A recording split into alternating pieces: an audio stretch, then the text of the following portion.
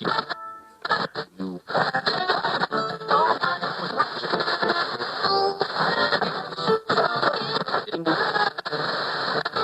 that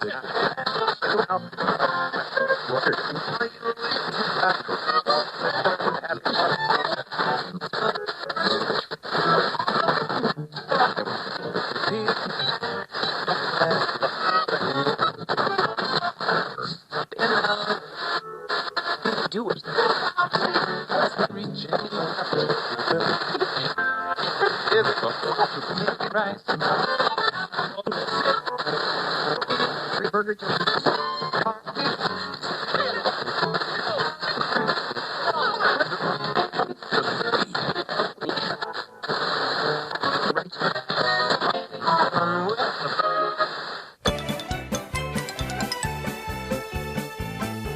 Welcome to Air Checks.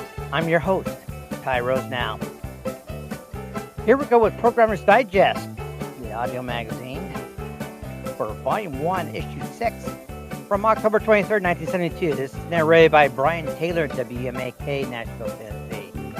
We'll listen to On Stage with Jonathan Moore, the comic from England. Then Management per Imus. Don Imus, AM personality at WNBC Radio, New York City. Around the country with promos of KCBQ, San Diego, California, WMAK, Nashville, Tennessee, KEEL, Shreveport, Louisiana. Then we're going to go into the Ode to the Broadcast School with Ron Baxley, station manager of KKLS-FM of Atlanta, Georgia. Then into comic strips with Gary Burbank, a PM Drive personality of WAKY, yes, WAKY Radio, from Louisville, Kentucky. Then we'll listen to Kenny Everett. I want my job back, please. Yeah, Kenny Everett, the former personality of BBC Radio 1. Then we're going to go into those oldies but goodies. Bruce Morrow. Cousin Bruce. Yeah, Bruce Morrow from 1963, an air personality at WABC Radio in New York City. Then a Candid talk on radio with Charlie Murdock, general manager at WLW Radio in Cincinnati, Ohio. And then we're going to go into the profile of KGRCM with Norm Gregory and staff. He was the program director and personality of KGR Radio in Seattle, Washington. In fact, Norm Gregory was brothers with Brian Gregory. So these two brothers actually got together and they became DJs, which is kind of interesting. So here we go with Programmer's Digest.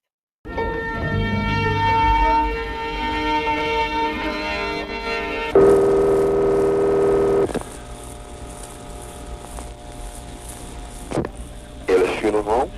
Yes, sir. You sell do-it-yourself embalming kit or something like that? Sell what? A do-it-yourself embalming kit. What do you want it for?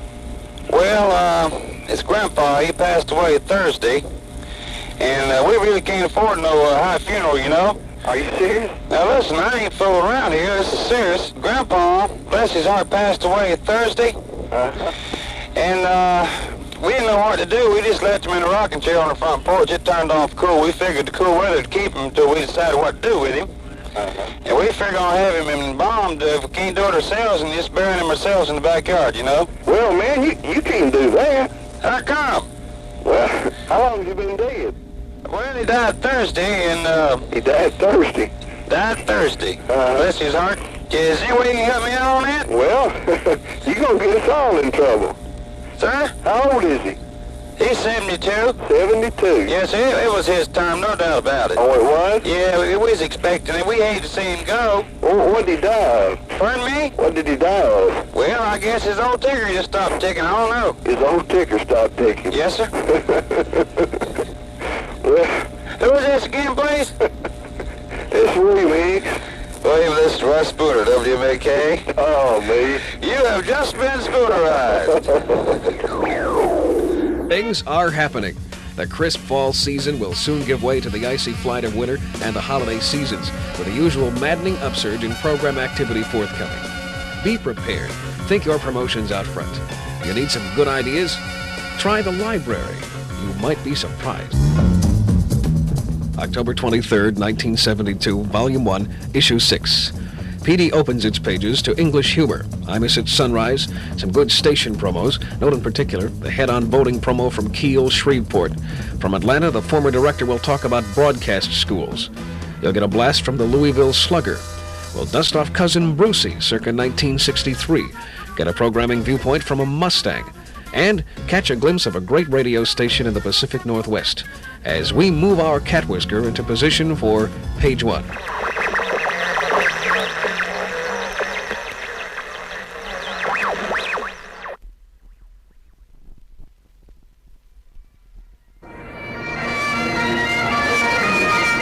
Programmer's Digest was on hand for the Rick Nelson concert at Massey Auditorium, Belmont College in Nashville, October 19th. Nelson was what one might expect of a star, but the highlight of the evening was the refreshing comedy of a young Englishman. If you listen closely, you might discover some lines for your show as we present Jonathan Moore on stage. I was arguing still quite a deep emotional shock to see something like me creeping around up here. Probably saying, "Come on, Mary, let's get the heck out of here." "No, I want to watch the weirdo." You'll get used to me as we ramble through the Punchline seminar this evening. Many of you by now have probably noticed I talk kind of funny, and you're probably saying to yourselves, is he English or is he gay?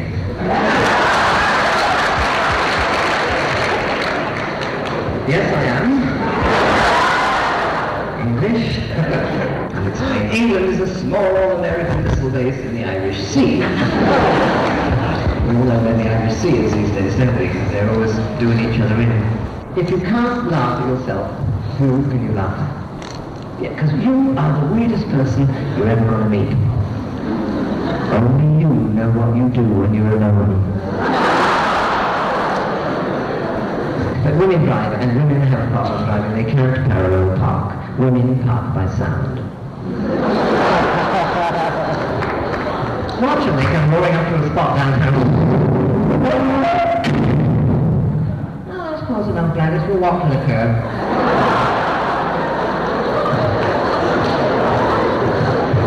Yes, they're right. But I hate mechanical devices and machines because I'm one of these unlucky people. Whenever I touch mechanical brakes, started when I was a kid, I had a rocking horse that died. And then the other day I bought a new watch, shockproof, waterproof, and dustproof, called Fire. But I think the machine I hate more than any other machine in the world, washing machines. Did you know washing machines eat socks? Not two socks, one sock. Doesn't matter how well you look in the machine to the dryer, when you get home, there's damn sock missing. So you know what to do next time. Go a bit early, take one of those old socks, throw it in the machine, wait a few minutes, let it digest it. Throw the laundry in and you'll be cool. I tried that, made a t-shirt. Come on, I had to go to the laundry the other day. I hadn't been to the laundry in about 8 months. An incredible seething pile in the corner of my room. Instead, I see jockey shorts sliding down.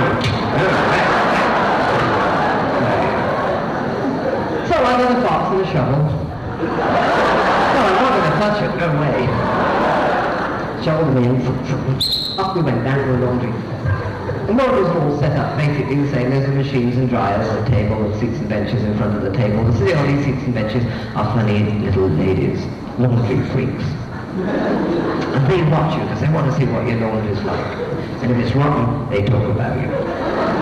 I didn't want anyone to see this lot, so I stood in front of the machine, opened up my coat, secretly crammed it all in, closed the door, put the money in. Nothing. Out of 20 machines, I got the bum one. I had to open the door, pull it all out, some of it fell on the floor and escaped. Ran outside and hit a cop on the ankle. This time I knew I was weird. They say, watch out for everybody's rented that one round. Get away from it. Weird. And then there's Agnew. Goodness me, Agnew is too much, isn't he? He really is a weird dude, man. Agnew has a Teflon mind. Nothing sticks to it.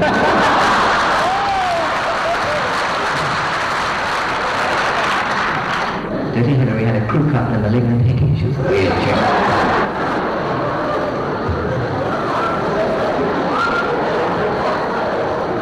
So ugly, she if you moved in next door, your lawn would die. You go duck shooting. That to me is a strange hobby. You have to get up at the crack of dawn and you go out behind a swamp. Arms to the teeth with shotguns, hand grenades, bazookas, range grinders, rifles and sandwiches, just to shoot a duck. And there's frogs. Not too many big frogs. Little girls love them. They want to find one by the pond, pick him up, kiss him, put him under their pillow, and in the morning a handsome fairy prince. Hi there. That would be mine. Now get out of here. There's all kinds of frogs. It's not just American frogs. There's Italian frogs. German frogs. Mexican frogs. Polish frogs.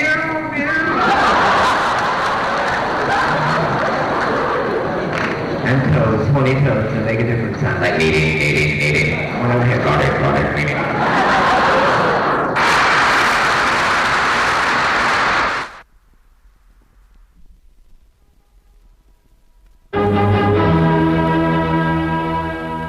The Reverend Billy Salhargas conducts services at sunrise, and his gospel is Don Imus, WNBC New York, most every morning.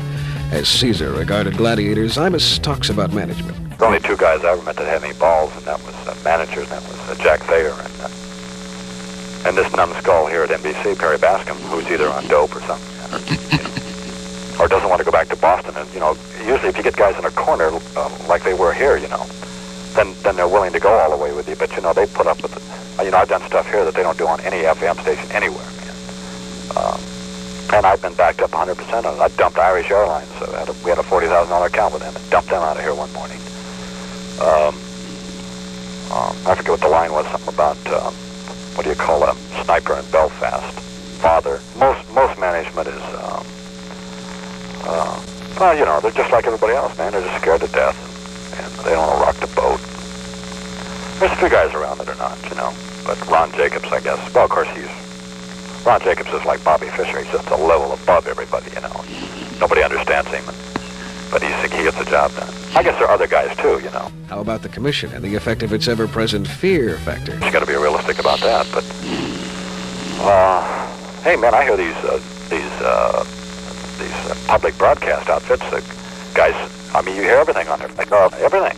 Yeah. No holds barred. So I don't know why you can't do it on a commercial station. I don't know that anybody ever said you couldn't. If they get by with it I guess they don't have any sponsors to lose, is all.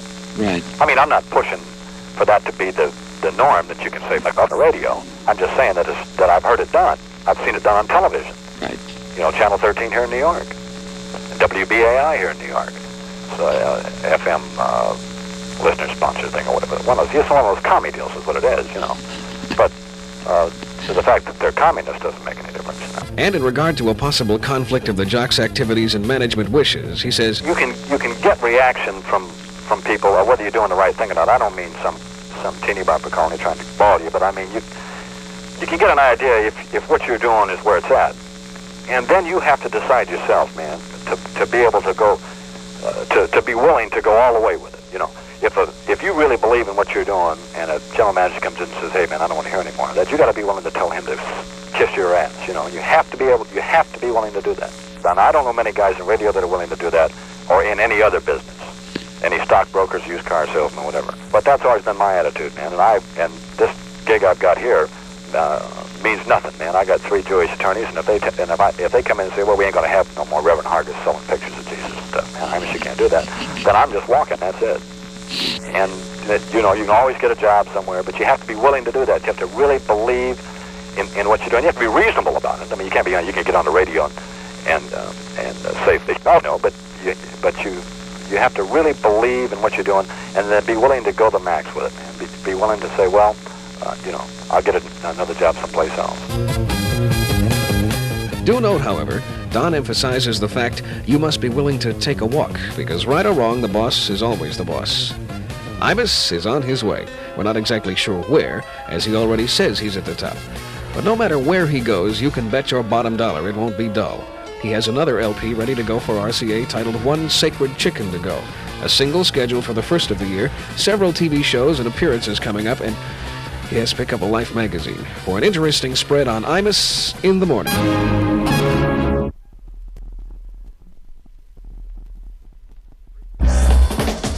Briefly around the country for some promos worth a moment of your time. Shades of Chicken Man. From KCBQ San Diego and the production stable of Jack McCoy comes this bit of humorous put-on. And now, the seemingly endless adventures of the Q crew. We join our heroes as they stop at Ocean Beach to get a bite to eat. We hear Captain Ripoff utter a familiar phrase. Where are we? The Clown of the Box drive-thru. They've got great hamburgers. May I have your order, please? Little Q, I could swear I just heard a voice. I said, may I have your order, please? There it is again. Hey, you clowns gonna order food or what? Oh, yes, I'll have 2 jumbo clowns, a bonus clown, and a glass of unpasteurized milk. How about an apple turnover? No, thank you. You sure you don't want an apple turnover? No, thank you. I'll have a breakfast clown and a Coke float with cheese. How about one of our great apple turnovers? No! All right.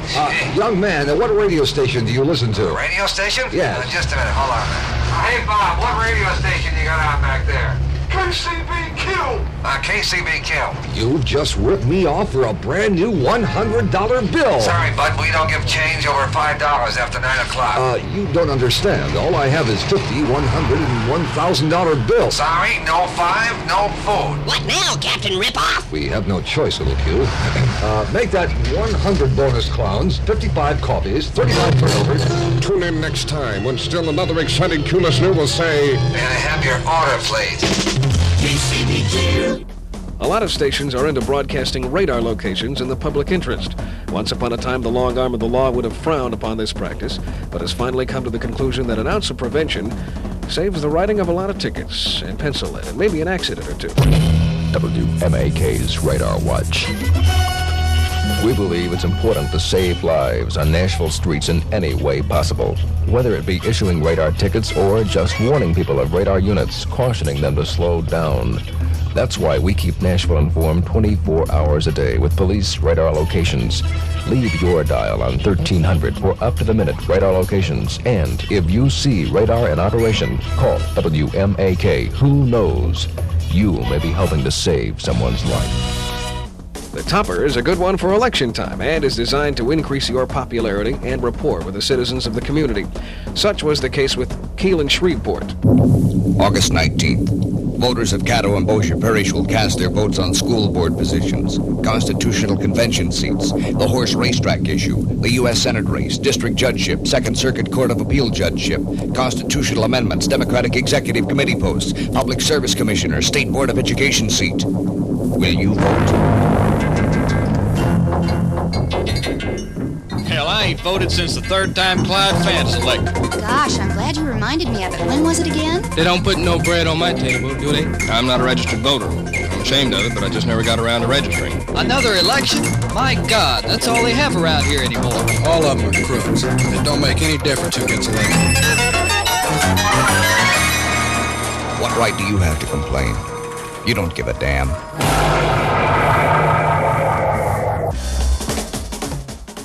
Programmer's Digest feels the production room is the lab from which you create your station image. Just food for thought.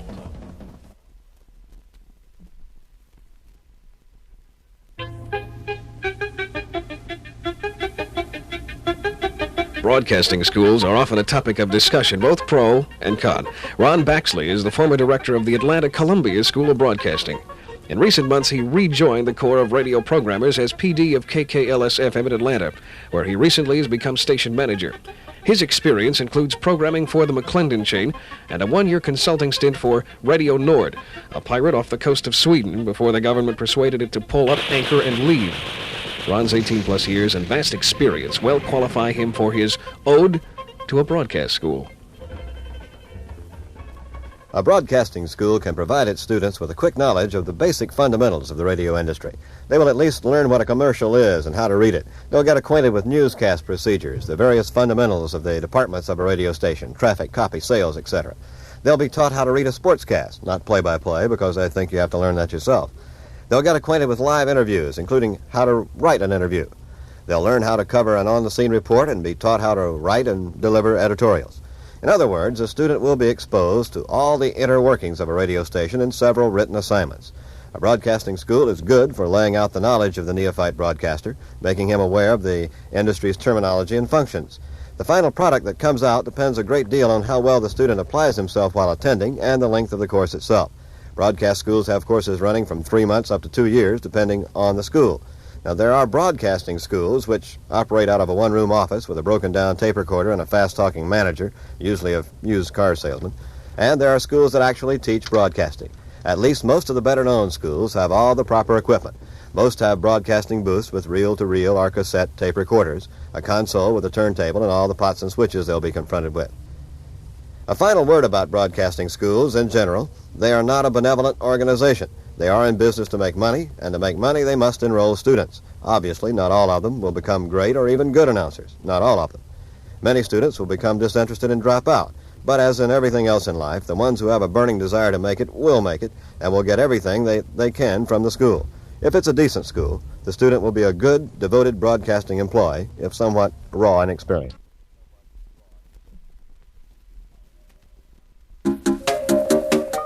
He's the Louisville Slugger, Gary Burbank, Johnny Randolph's pride and joy.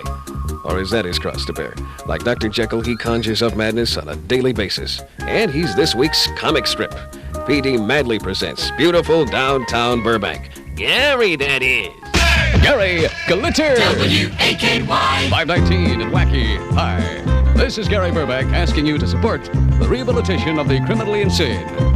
Or I'll kill you. Remember. Question is, what stretches farthest, skin or rubber?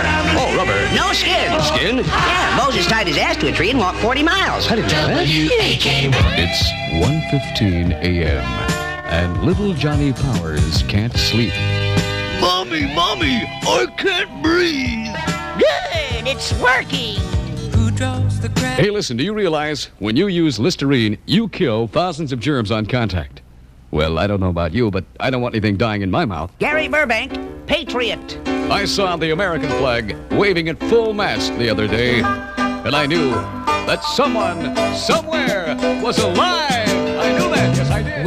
A musical answer is philanthropist. The musical question is, what does a philanthropist do behind a tree? Wow. 5:15 at WAKY, and it's time now for Billy Joe Right On. Hey, time for news from the teeny bop world of Imus. What with the young groups like the Osmonds and the Partridge Family, look out for an even younger and groovier Glincy favorite bunch of people, Benji and the Fetuses, with their new hit, Crying on the Inside, scheduled to come out when they do. Thank you, Billy Joe. Strive to be happy. You are a child. And as the sea, like the universe. For what is the use in pursuing the maiden if she is as the unknown forest? And who knows of beauty more than the unfortunate? Who will be the trapper if we are all as the animal? Like the traveler who lands in Hawaii and is given a lay. There is great wisdom in the ancient sayings. Today, many of us are blessed with the power to see all. But $3.50 a carload at Theater X. WAKY. In the last exciting episode, A Bit of Britain, August 28th PD, Kenny Everett had been fired from the BBC for his reference to the Lord Chancellor of Transportation's wife and her difficulty in obtaining a driver's license, short of what he termed a fiver, apparently taken as meaning a bribe. He did a specially recorded show this past Christmas, which was aired by BBC's regional FM outlets, in which he cocked a plea for his job. Well, he didn't get it back, but we think you'll find his production well done and a great deal of showmanship injected into the effort. And brother, that's radio. Now, the reason I've come onto Radio 4, apart from to wish you Merry Christmas, is to tell you what you're missing in the outside world. Because locked away in your quality pods, you just won't know about it, will you? So I'm going to bring you what's happening elsewhere, like on the other radio channels. I mean, surrounded by quality, you'll miss things like this. That was Harvey and the Moonglows and the 10 Commandments of Love. See what I mean? From the world, the nation, and the Texas News Triangle. This is Hourly News. It's just been announced that there's going to be a musicians' strike. Until we hear more, here's some music.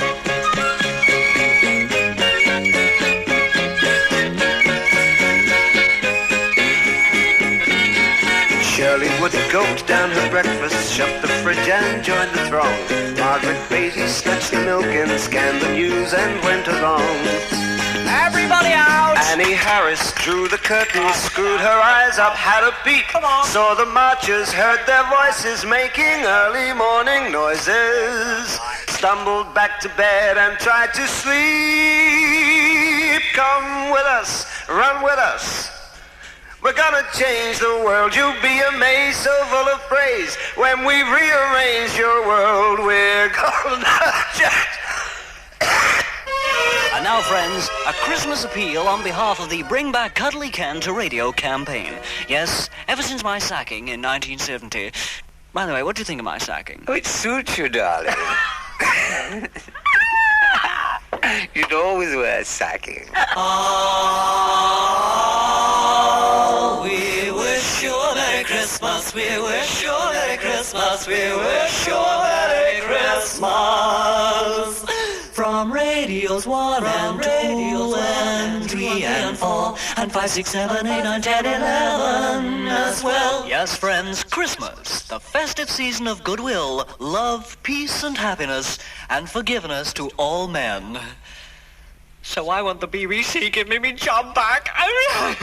Yes, friends, ever since his cruel demise from the BBC, Cuddly Ken has been living in a rat-infested mansion in the Sussex money belt. Oh, Lee? Yes, dear? Is there any more food in the fridge? No, dear. Well, pass me another ice cube. Thank you. No food in the fridge, boo-hoo, boo-hoo. No heat in the pipes, boo-hoo, boo-hoo. No dough in the bank, boo-hoo, boo-hoo. Oh golly, oh cripes, boo-hoo, boo-hoo. My fame is a laugh, boo-hoo, boo-hoo. A thing of the past, boo-hoo, boo-hoo. I'm just a poor soul on the door this Merry Christmas tide. Can't even afford a good backing. Yes, here I am, a dejected ex-star, cast out into the cold. What is to become of me? I had the British public eating out of my hands. When I said, "Hi, folks, this is Cuddly Ken," the world listened. When I played a record, it stayed played. But now... Can I say bum on the BBC? Wait just a moment, I'll check. Can he say bum on the BBC? I don't know, I'll just check. Can he say bum on the BBC? I don't know, I'll check. Can he say bum on the BBC? Yes. Thank you. Bum, bum, bum. Earwigs are nibbling at my toes. Rats gather round me and the northeast winds doth blow all around me bones. Oh, I think I'll end it all and go because I'm done. Can you see this happen? Can you stand by and see this crime perpetrated? This Christmas, as you're cramming food down your face, spare a thought for Everett. Send money now to the Keep Ken Alive Fund, Squalor Mansions, Rat Alley, Cowfold. Richard Baker will give you the address at the end of the program. Won't you, Richard?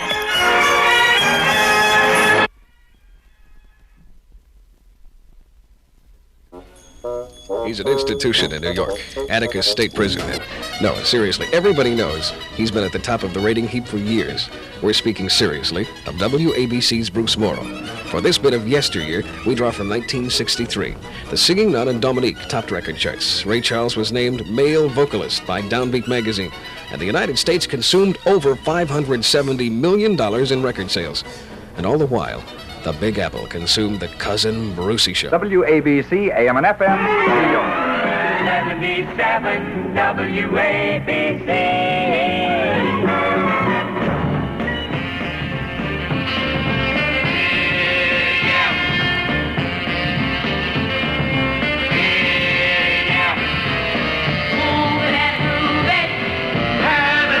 With Cousin Bruce.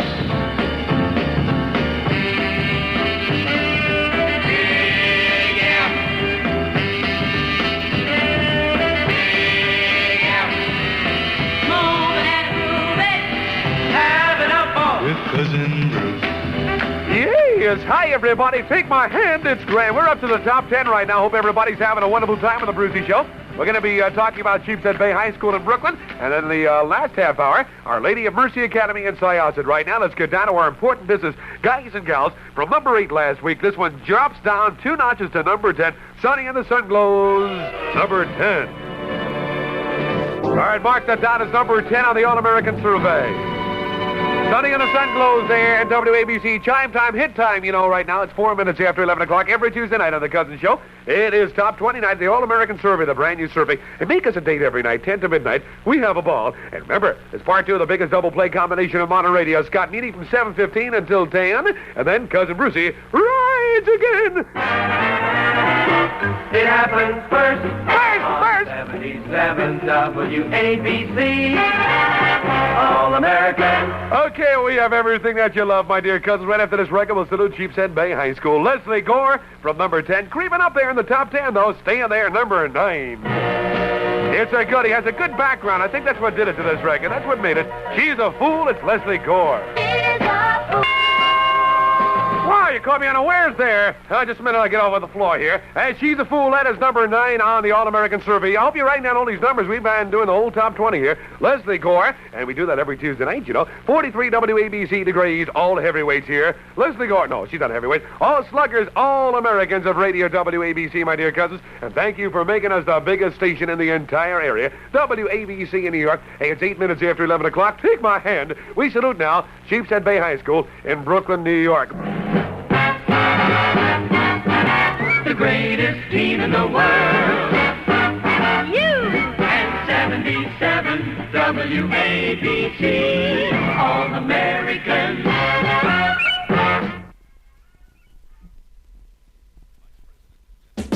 Vice President and General Manager of Avco Broadcasting in Cincinnati. That's Charlie Murdock, and the station is WLW. But don't let titles fool you. Murdock came up through the ranks, jocking, programming, you name it, and he's been involved. We best remember him during his early days when he worked for Todd Stores at WQAM in Miami, a freewheeling, hard-running operation. He talked about some of the memorable promotions. One of the big ones was the Principal of the Year contest, which I borrowed from Johnny Holliday, who was at Cleveland at the time, who's now doing our morning show at WWDC for Avco in Washington. We had I guess it was one of the first multi-thousand entry contests that we had, whereby we had I don't know how many thousands at the time, but we were trying to get the school with the biggest spirit and name that school's principal as our Principal of the Year and so forth. It was one of the first times before Fred Hall and the rest of them at WABC did it. I think we cracked it down in Miami, and then it went spread all over. But that was one of the biggies. Then Rick Shaw and I had a feud, and we had many thousands of entries on that one too. Those were some of the big contests. And then there was the music playlist. Well, Todd Stores and I had a couple of arguments about that, and Bill Stewart's administration for programming came in and out during that time period, but the policy generally was the top 100 in Billboard, I guess the top 40 in Billboard, plus the bullets below, the red bullets below the 40 mark were all of the extras that we had. And we had a home office sheet plus our local sheet. And it was primarily, I think, a marriage between Cashbox and Billboard, primarily Billboard. Charlie was with the Stores operation from 57 to 65 and remembers some of his teammates. Lee Sherwood was our morning man. Ted Clark was mid-morning. We had Bob Green, who, not the one that married Anita Bryant, but the one who went later to Detroit. He was in mid-afternoon. And then we had Jimmy Dunlap join us, who's now PD at QAM. Jimmy was... I think Jimmy was 1 to 4, and then I was 4 to 7, and Rick Shaw 7 to midnight, and we had a number of all-night men after that. He reflects on QAM as a trendsetter and competitor. When we were fighting WFUN in those days, we went out for blood. Bud Cannell had come in 1961, and in 3 years really made a new competitive market out of it. At one time, Miami had 4 rockers.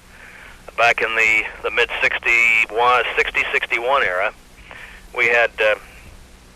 WFUN, WCKR was rocking, the old, which is now WIOD. It was IOD, then it was CKR, and then we had WAMI, which was rocking. So you had CKR, WAMI, QAM, and FUN at one time with a slight overlap. Then one of them, I think WAMI fell out of the picture, and then it was very, very competitive in those days. And Bud Connell started the ball rolling in 1961, and from there to 65, it took us about 3.5 years and many thousands of dollars to promote it back. The difference in radio then and today, a big question, and this answer. Well, you had your Gordon McClendons that were fighting with competitors. You had McClendon going against K-Box in Dallas, and you had Plow going against Esquire in Atlanta, and you had us against Ron Seville in Miami. You had MCA with Strauss going against ABC in New York. You had your Chicago fights. You had your big Top 40 was the big new creative thing. And I think today is the lack of creativity. People have just given up. There's one rocker in Atlanta, plus an FM rocker. There's one rocker here in Cincinnati, plus an FM rocker. In other words, you got a major and a minor rock situation, and you just don't have enough creative people to really make a knockdown drag-out out of it, either creative selling or creative programming. And to me, there's just as much challenge in our radio business today on either side as there ever was, especially when you find that out of our general managers of the 5 radio stations and AVCO broadcasting, all 5 came out of programming and were former air guys. And I don't think you find enough people today that are, especially down in the program director or announcing level, who are willing to get in and dig as hard and fight and be creative and live it and have that total 5, 10, 15 years ago. You just, for some reason, you don't find it. I don't know whether it's the Drake format has caused people to become time and temperature conscious and not as creative and not as promotion-oriented, or what it is, but I don't find it the same as far as rockers go. Now, there's another answer to it if you're talking about the total radio picture. Our station here has all of its personality, all its personalities, with the exception of one, are all top 40 former jocks. They've come from the top 40 era. They were tired of doing record hops and this kind of thing, and we decided to take that same rock format and just change the music to middle of the road, or as Bill Gavin calls it, all over the road music today. The Big Bomb, and food for thought from Charlie Murdock, VP and General Manager of WLW Cincinnati.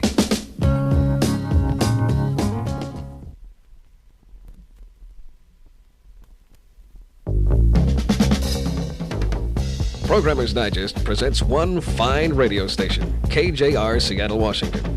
We're sure you'll share the same conviction of respect and admiration when you sample this mammoth Pacific Northwest showcase of talent with an introduction from one of its programming ramrods, Norm Gregory. KJR has a highly personalized approach to radio. I don't know if it could work many places, but it certainly has been working in Seattle. Most of our guys are from the Pacific Northwest area. Well, they've worked here so long, they don't want to go anywhere else. And with 5 AM rockers and 3 FMers to choose from, we feel pretty fortunate to be dominant in the 3-county metropolitan area. And we have a lot of fun doing it. 3 years ago, by a landslide vote, Seattle got themselves an emperor. The morning 6 to 10 slot has been a big part of Lee Smith's life for a long time now. He's been with the company almost 6 years, and now he's at the pinnacle of his career as a much-in-demand Emperor Smith.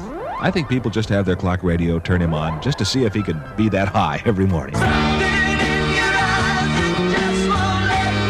Want to know about your Northwest? Subscribe to Pacific Search magazine, the Northwest's own nature journal. This month's Pacific Search tells about close-up photography of wild animals, the ladybug caper, a gopher that digs a 300-foot tunnel in one night, warm-blooded bulldozers, and how to ask an old fossil for the correct time. Send now for your free copy of Pacific Search magazine, Box 593, Seattle 98111. Well, did Emperor tweak your imagination with that? I can tell you're rushing right over to order, aren't you? It's 17 before 7. It's 8.5 before 7 from Channel 95. Jim has news coming up in about 3.5 minutes here. Listen to him. He's good at it. He doesn't have to do it for a living, which I think it's nice that he's here with us. He's independently wealthy. Jim owns a newspaper. You what? Not anymore? You left it on the bus? Oh. My name is Charles Herring. Chairman. Seattle's Emperor Smith. For over 10 years now, Lan Roberts has been talked about by anybody that listens to the radio in the Pacific Northwest. Lan's a warm, friendly, slightly kooky guy that breaks every rule in the Top 40 playbook. Except one. He gets huge midday ratings. Lan Roberts, 10 to 2 on KJR. Oh, it's a beautiful day in the Pacific Northwest, isn't it? 13 minutes past 10 o'clock from KJR. Hi out there, Mrs. Housewife. You got rats in your basement, got rats running around, you don't know what to do with them? Well, Chomp, chomp. take this advice from farmers who are really into rats. Kill them.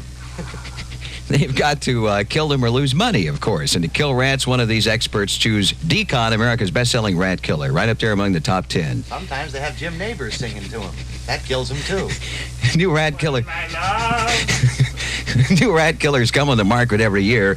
They get some trial, then they fade away. But more and more people keep buying Decon all the time because it's delicious. That's what the rats say. The rats love it. That's why Decon increasingly outsells all other rat killers combined. They like it on whole wheat. Decon sells best because farmers know it's a rat killer that really works. Rats can't resist Decon's delicious exclusive blend LX321. They never get bait shy. They eat it hungrily until the entire colony is wiped out.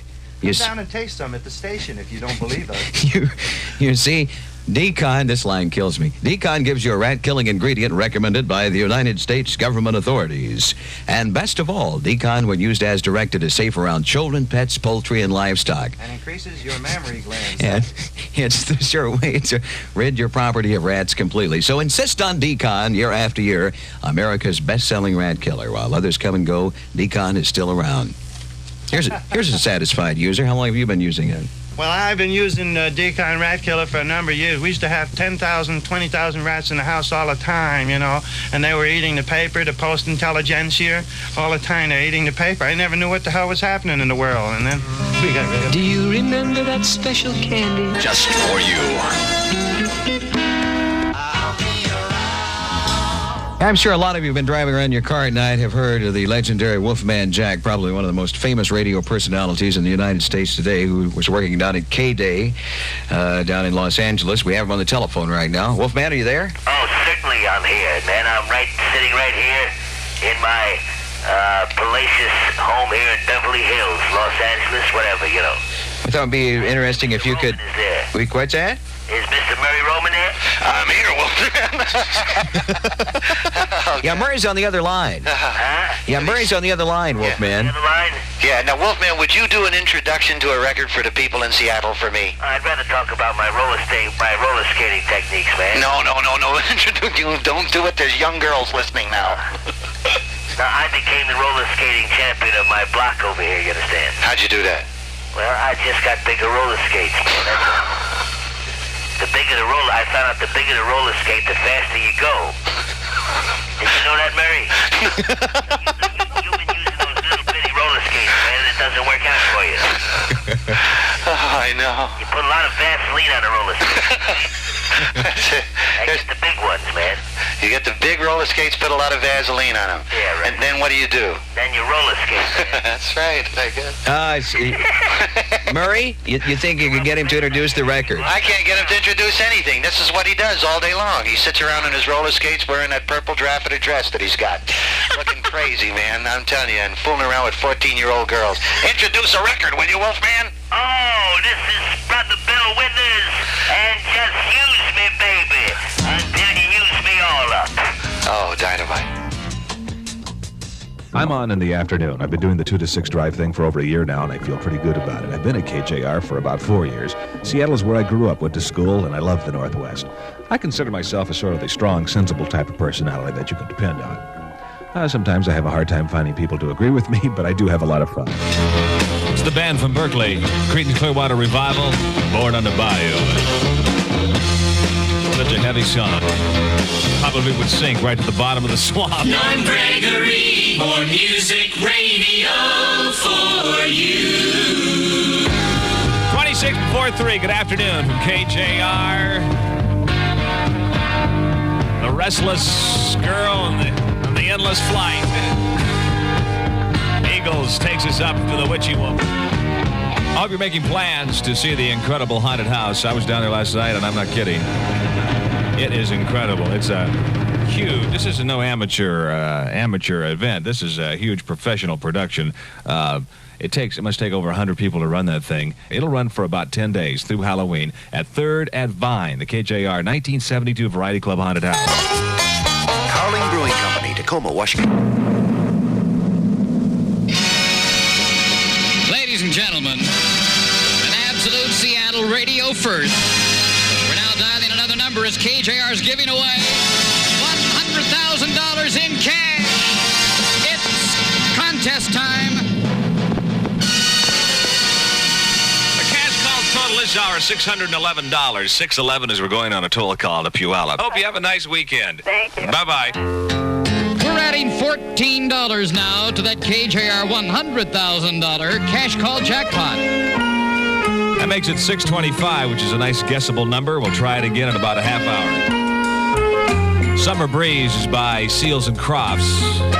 It's from their album on Warner Brothers. It's 16 minutes before 3 o'clock this afternoon at KJR. I'm Norm Gregory. I just read in the paper this morning they busted 3 more girls out at Harpoon Louis for being topless and performing waitress duties because I don't know why the law, I guess they're protecting the girls after all. It used to be, it's dangerous. It used to be that waitresses, the fingers would be the only thing that could get scalded by the soup of the day. KJR Seattle. Kevin O'Brien is still called the new kid. New because he's the most recent addition to the staff, came from Oklahoma last June, and a kid because he hasn't got a draft number yet. Kevin is a typical high-energy 18-year-old rock and roller, and the evening crowd loves him because he can send their parents right up the wall. And besides, he's kind of cute. I went to the haunted house, and these people kept on grabbing me and touching me, and I think I'll go back again tomorrow night. The KJR Variety Club Haunted House is open now till Halloween at 3rd and Vine. Listen, you can go through with me if you want. The Aquarius Tavern and Juicy Fruit Gum. KJR, constant information. Your listening time for this report, 90 seconds. Don't miss a word of it. KJR, weather partly cloudy through Tuesday with night and morning fog patches 43 and 58. It's currently 53 degrees. I'm Frank Thompson. Baby, don't get hooked on me. Baby, don't get hooked on me. I got a lot of terrible habits. I eat gumdrops in bed. More music radio.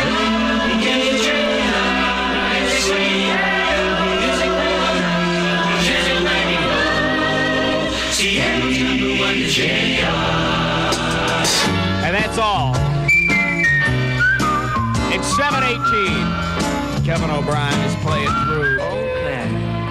Oh, Claire. How cute.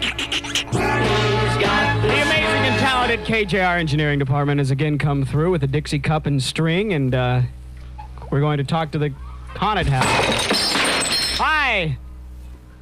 Hey, Gary. Is that me? Yeah, you're on. Hey, thank you, Kevin. This has got to be the scariest haunted house you've ever seen. Don't give me I haven't had a chance to go through, but I have some people from the shoreline districts. Watch it, fella. How did you like the haunted house? How did you like it? It was okay. I mean, it was scary. Did you go through the rat room? Did anybody go through the rat room? I'm curious about that. How about you? No, I didn't go through it. They got a lot of hamsters. I don't know any of the name of the rooms, but I like the one where they jump down, they grabbed you. Maybe people come out and grab you and things? Pretty scary. By the way, Kevin, for those of you who are listening, the haunted house is at 3rd and Vine. I'll be darned. And it's open tonight till 10:30. Now, it'll be closed on Tuesday and Wednesday, and that means you'll have to wait till Thursday night to go again. And you know how crowded it's going to be during the holiday weekend, during Halloween. There's a hanging going on every half hour, too. The line isn't too bad. There's a full moon out, and it's really scary. Let's hear a scream for the haunted house. Is that it? Is that? I suppose Gary's through now. Johnny Nash! I can see clearly now. Nighttime radio in Seattle is almost synonymous with Gary Shannon's name. In his almost 4 years at KJR, he's worked just about every nighttime gig. He's a Seattle kid who's an exciting, knowledgeable radio personality. He helps me with the music, and as they say around town, Gary's a gorilla. More music radio. KJR. And this is Gary. I love fall. Best of all, Shannon. Well, I will after we get through all this shower stuff, possible isolated thunder showers. Overnight, partly cloudy. Tomorrow, and then it's going to be nice again. Fair on Thursday. In the upper 30s for a low tonight, in the mid-50s tomorrow. Small craft warnings will be up. A couple of guys left Savoy Brown and put together a new groove. It's called Fog Hat. This record moves me. Baby, I just want to make love to you. Joe Simon for Coca-Cola. Rainier Beach sophomore class washes your car for $1 from 10 a.m. to 4 Saturday at 8824 Rainier Avenue South. Gary Shannon till 2 o'clock. Then I'm going home, spending my leisure hours watching the test pattern on Channel 11. Nothing to do for us night freaks after 2. What do we got to do around here? Are you optimistic? Gary Shannon, more music radio. radio. It's 11:10. Hello. Alice Cooper putting down his snake, pulling out his whip. With mascara running down his face, he says, I want to be your man. You like that? KJR's secret isn't really so secret. It's on the air every day. Warm, up personalities that have their stuff together. A huge station involvement with the community. For 7-8 years now, we've been known for raising gobs of money for student bodies with our All-American basketball team. Our haunted house every October is seen by thousands that donate money to the Children's Orthopedic Hospital, and the projects go on and on. Most everybody in Seattle realizes how much we care about this part of the country and the people who love it as much as we do.